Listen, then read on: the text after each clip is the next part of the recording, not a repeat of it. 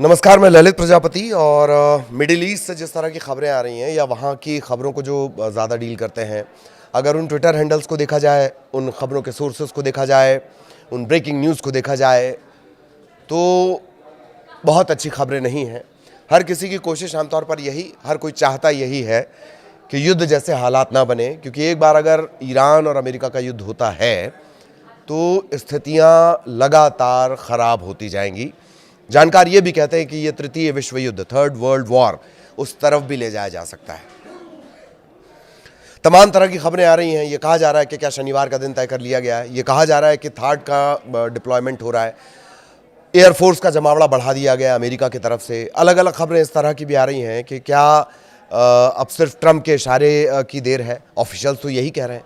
क्या है ये पूरा मामला? और इस वक्त सबसे ज़्यादा अगर खबरों की दुनिया में अपडेट देखा जाए तो खबरों की दुनिया किस तरीके से इसे देख रही है, स्पेशली ट्विटर की अगर बात कर ली जाए, वहाँ के जो अलग अलग ग्रुप्स हैं, चाहे वो ईरान के हों, इज़राइल के हों या फिर अमेरिका के हों, क्या कुछ वो कह रहे हैं ये आपको जानना चाहिए। एक घंटे से लेकर पिछले एक घंटे से लेकर और अगर 10 घंटों तक का एक एनालिसिस देखा जाए, खबरें देखी जाए, तो बहुत उम्मीद है कि अब स्थितियां बद से बदतर हो चली हैं और ईरान ये ठान चुका है कि हम अमन चाहते हैं, मगर जुल्म के खिलाफ अगर जंग लाजमी है तो जंग ही सही।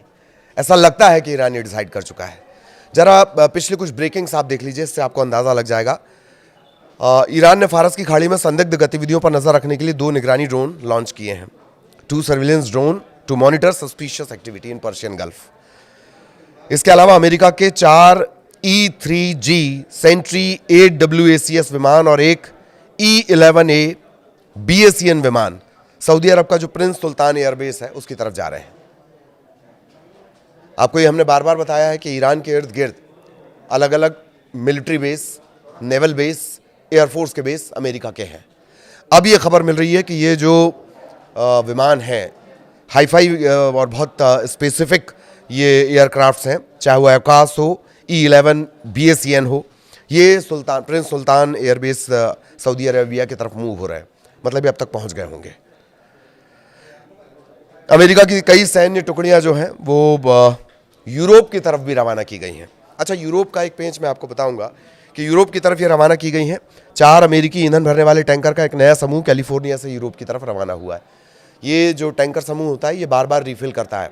हवाई जहाज जाएगा, अपना काम करके आएगा, स्ट्राइक करके आएगा, फाइटर जेट्स जो होंगे, और उसके बाद उन्हें रिफ्यूल किया जाता है इन टैंकर्स के जरिए। यहाँ ये जान लीजिए कि यूरोप और ईरान के बीच अगर हवाई दूरी की बात कर ली जाए तो ये 3,500 से 4,000 किलोमीटर पड़ती है। एक और ख़ास बात जो लगातार अपडेट चल रही है कि रशिया के साथ एक मिलिट्री एक्सरसाइज कर रहा है ईरान होर्मुज में।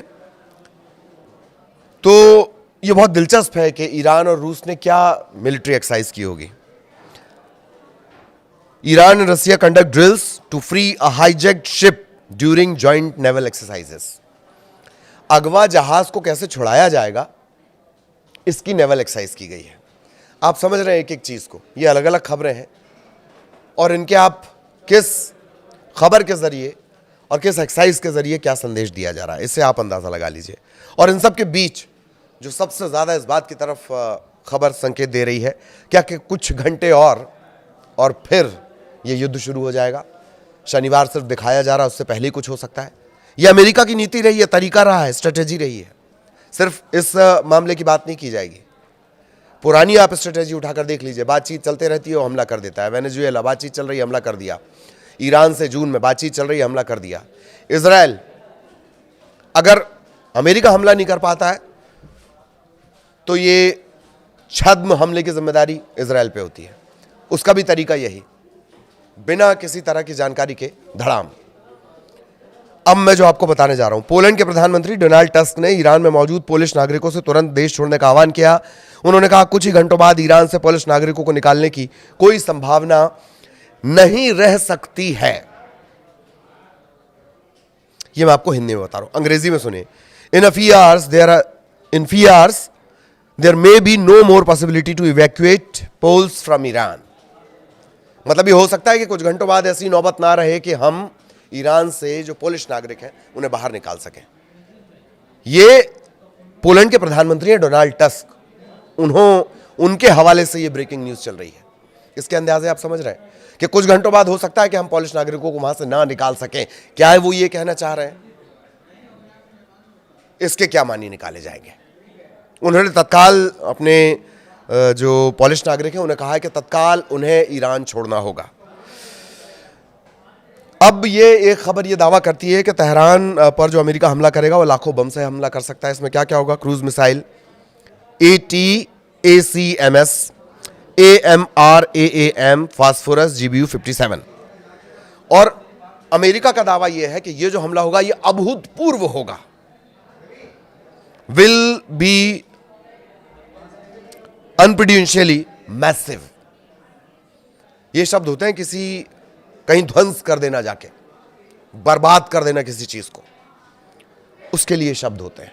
और ये हथियार जिनका हम जिक्र कर रहे हैं, ATCMS, AMRAAM, फास्फोरस, GBU-57, ये सब उस लेवल के हथियार हैं जो तबाही लाते हैं, तहस नहस करते हैं।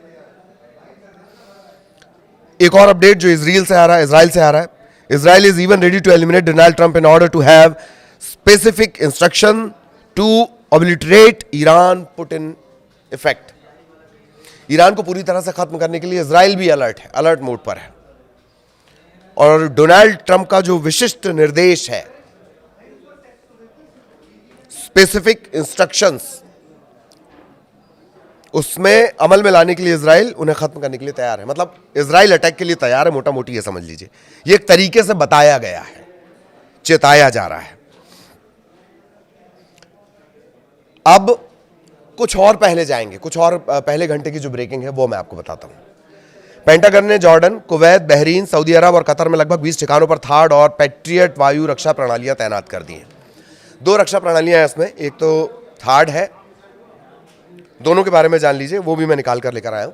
एक थार्ड है और एक पैट्रियट है। तो करीब करीब ये जो एयर डिफेंस सिस्टम है ये 20 अलग अलग बेसिस में भेजे गए। थार्ड का ट्रांसफर हो रहा है, ये हमने आपको पहले भी बताया है।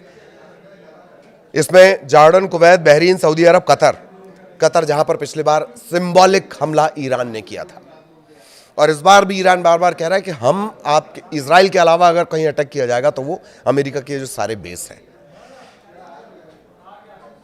थर्ड क्या है, terminal high altitude area defence. Patriot air defence क्या है, इसे PAC-3 भी कहा जाता है। ये अमेरिकी सेना की एक मिसाइल सिस्टम है, डिफेंस सिस्टम है। अलग अलग ऊंचाई और दूरी के लिहाज से इसे डिजाइन किया गया है। थर्ड जो है वो मध्यम दूरी की जो बैलिस्टिक मिसाइल को अधिक ऊंचाई पर रोक लेता है, करीब करीब 40 से 150 किलोमीटर की ऊंचाई पर जो मिसाइल है। और पैट्रियट जो है वो कम ऊंचाई 35 किलोमीटर से नीचे इन्हें रोकता है। ये हिट टू किल तकनीक का इस्तेमाल करते हैं। डिटेक्ट किया और सीधे जाके मार दिया, हिट टू किल। दोनों ही सेम डिफेंस सिस्टम है, एक कम दूरी के लिए, कम ऊंचाई वाली के लिए, और एक बैलिस्टिक मिसाइल के लिए जो थर्ड है। प्रति मिसाइल थर्ड की लागत आपको पता है, 90 से 100 मिलियन डॉलर। ये सब अमेरिका शांति के लिए खर्च कर रहा है, ये सब अमेरिका शांति के लिए खर्च कर रहा है। एक मिसाइल 90 से 100 मिलियन डॉलर की। शांति के प्रति ऐसी भूख आपने कभी देखी है? तो पेंटागन ने जॉर्डन, कुवैत, बहरीन, सऊदी अरब और कतर में लगभग 20 ठिकानों पर थर्ड और अपनी जो पैट्रियट वायु रक्षा प्रणाली है, एयर डिफेंस सिस्टम है, वो तैनात कर दिए हैं। और जो राष्ट्रीय सुरक्षा अधिकारी हैं, जो टॉप लेवल के कमांडर हैं, top national security officials have told President Trump the military is ready for potential strike on Iran as soon as Saturday. CBS news है, ये दावा कर रही है। CBS न्यूज क्या दावा कर रही है कि शनिवार तक जो टॉप सिक्योरिटी से जुड़े हुए टॉप ऑफिशियल्स हैं, नेशनल सिक्योरिटी से जुड़े हुए, उन्होंने कह दिया कि हम पूरी तरह तैयार है, शनिवार को अपन हमला कर सकते हैं। ये भ्रम भी पैदा कर सकता है कि पोलैंड के जो प्रधानमंत्री वो क्या कह रहे हैं, कुछ घंटों बाद हालात ऐसे हो जाएंगे हम नहीं निकाल सकते फिर। और CBS न्यूज क्या कहता है, CBS न्यूज कह रहा है कि जो राष्ट्रीय सुरक्षा से जुड़े अधिकारी वो डोनाल्ड ट्रंप को कह रहे हैं कि आप बताओ मिस्टर प्रेसिडेंट, हम तो शनिवार तक अटैक कर देंगे। क्या वाकई शनिवार तक? इधर इजराइल ने आक्रामक और रक्षात्मक दोनों तरह के अभियान के लिए अपनी सेना का जो अलर्ट लेवल है वो बढ़ा दिया है। CNN के हवाले से खबर आई है। आक्रामक, ऑफेंसिव, डिफेंसिव, हमला होगा तो बचने के लिहाज से और अगर हमला करना होगा तो करने के लिहाज से, दोनों लिहाज से इजराइल ने अपने आप को तैयार कर लिया है। CNN के हवाले से खबर। इतनी तैयारियां, और ये सारी ब्रेकिंग न्यूज़ हैं, ये जो अभी हाल फिलहाल कुछ घंटों की, 1 घंटे से लेकर पिछले 9 घंटे तक की। इस हिसाब से आप अंदाजा लगा लीजिए, कुछ घंटे बाद भी खबर आ सकती है, कुछ दिन बाद भी खबर आ सकती है, कुछ मिनटों बाद भी खबर आ सकती है, या हो सकता है कि कुछ हफ्ते बाद खबर आए, पर खबर आएगी जरूर, यह तय है। क्योंकि ईरान ने डिसाइड कर लिया, मैंने जैसे बीच में कहा कि हम अमन चाहते हैं, मगर जुल्म के खिलाफ अगर जंग लाजमी है तो जंग ही सही। ईरान ने यह तय कर लिया, खामनेई साहब ने यह तय कर लिया है। आगे भी अपडेट आप तक पहुंचाएंगे। नमस्कार।